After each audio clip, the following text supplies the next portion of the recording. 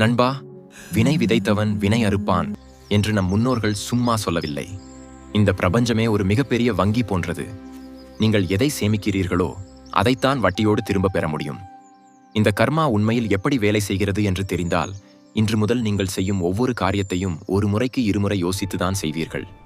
நீங்கள் ஒரு மலை பிரதேசத்தில் நின்று கொண்டு அன்பு என்று சத்தமாக பேசினால் அந்த மலை உங்களுக்கு அன்பு என்றே பதிலளிக்கும். அதுவே நீங்கள் வெறுப்பு என்று கத்தினால் அதே வெறுப்புதான் உங்களை நோக்கி திரும்பி வரும். பிரபஞ்சமும் ஒரு பெரிய எதிரொலி போன்றதுதான். கர்மா என்பது ஏதோ கடவுள் நம்மை தண்டிக்கும் ஒரு விஷயம் அல்ல. அது இந்த பிரபஞ்சத்தின் ஆப்ரேட்டிங் சிஸ்டம். இதை இன்னும் எளிமையாக புரிந்து கொள்ள ஒரு பூமராங்கை நினைத்துக் கொள்ளுங்கள்.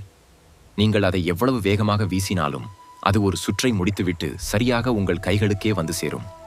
அதுபோலத்தான் நீங்கள் இன்று ஒருவருக்கு செய்யும் சிறிய உதவியாக இருந்தாலும் சரி, அல்லது ஒருவருக்கு தெரியாமல் செய்யும் துரோகமாக இருந்தாலும் சரி, அவை பிரபஞ்சத்தின் நீண்ட பாதையில் பயணம் செய்து ஒரு சுற்றை முடித்துவிட்டு சரியாக உங்கள் கதவை தட்டும். அது நாளைக்கே நடக்கலாம், அல்லது சில ஆண்டுகள் கழித்து நடக்கலாம். ஆனால் அது கண்டிப்பாக உங்களை தேடி வரும். பல நேரங்களில் நாம் நினைக்கிறோம், நான் எவ்வளவோ நல்லது செய்தும் எனக்கு ஏன் கஷ்டம் வருகிறது என்று. ஒரு விவசாயி இன்று ஆப்பிள் பழத்தை அறுவடை செய்கிறான் என்றால் அவன் பல மாதங்களுக்கு முன்பு அதற்கான விதையை விதைத்திருக்கிறான் என்று அர்த்தம். இன்று நீங்கள் அனுபவிக்கும் கஷ்டங்கள் உங்கள் கடந்த காலத்தின் விதையாக இருக்கலாம்.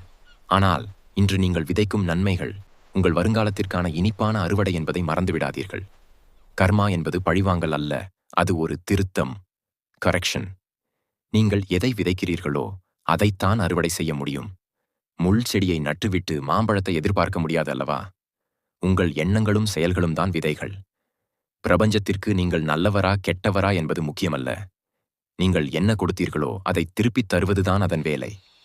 ஆகவே கர்மாவை கண்டு பயப்படாதீர்கள். அதை ஒரு வாய்ப்பாக பாருங்கள்.